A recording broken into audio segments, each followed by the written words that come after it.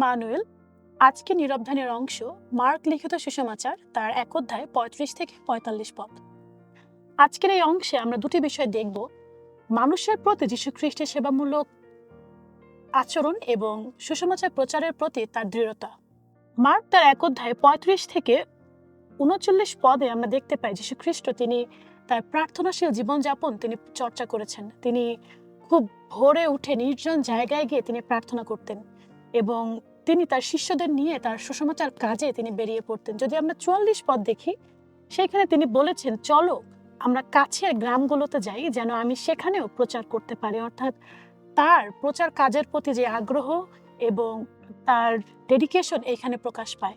এবং তিনি বলেছেন, কারণ এই কাজের জন্যই আমি এই পৃথিবীতে এসেছি। অর্থাৎ যীশু খ্রিস্ট তার জীবনের উদ্দেশ্য তিনি জানতেন, তিনি কেন এই পৃথিবীতে এসেছেন। আপনি কি আপনার জীবনের উদ্দেশ্য জানেন কিনা? কেন আপনি এই পৃথিবীতে এসেছেন? যীশু খ্রিস্ট তিনি তার জীবনযাপনে তার উদ্দেশ্য তিনি পরিপূর্ণ করেছেন। এবং পরবর্তী অংশ যদি আমরা দেখি ৪০ থেকে ৪৫ পদ, সেখানে তিনি লোকদের সুস্থ করতে গিয়েছেন, তিনি লোকদেরকে সাহায্য করেছেন, তাদের প্রয়োজন মিটিয়েছেন, তাদের প্রতি তিনি তার ভালোবাসা দেখিয়েছেন।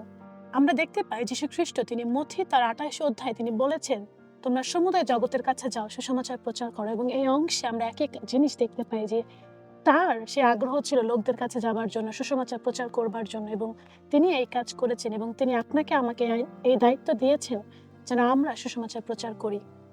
এবং পরবর্তী অংশে আমরা যদি দেখি, তিনি লোকেদের কাছে গিয়েছেন, লোকদেরকে ভালোবেসেছেন, লোকদের তিনি যত্ন নিয়েছেন, সুস্থতা দিয়েছেন। এবং এই অংশে তিনি একজন চর্মরোগীকে তিনি সুস্থ করেছেন।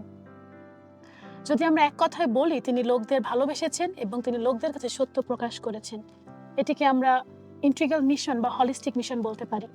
তিনি শুধুমাত্র তার মুখের বাক্য দিয়ে নয়, কিন্তু তার জীবন দ্বারা তিনি তা প্রকাশ করেছেন। এবং আপনাকে আমাকে একই দায়িত্ব দিয়েছেন যেন আমরা এই হলিস্টিক মিশনের প্রতি যেন আমরা দৃষ্টি দেই। এবং সেই সাথে তিনি ৪৪ পদে ধর্মীয় রীতিনীতি বা আচার আচরণের প্রতি তিনি শ্রদ্ধাশীল ছিলেন।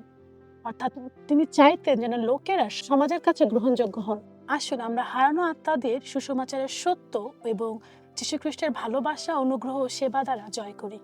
আজকের এই বাক্যের মধ্য দিয়ে ঈশ্বর আপনাদের প্রত্যেককে আশীর্বাদ করুক। ধন্যবাদ।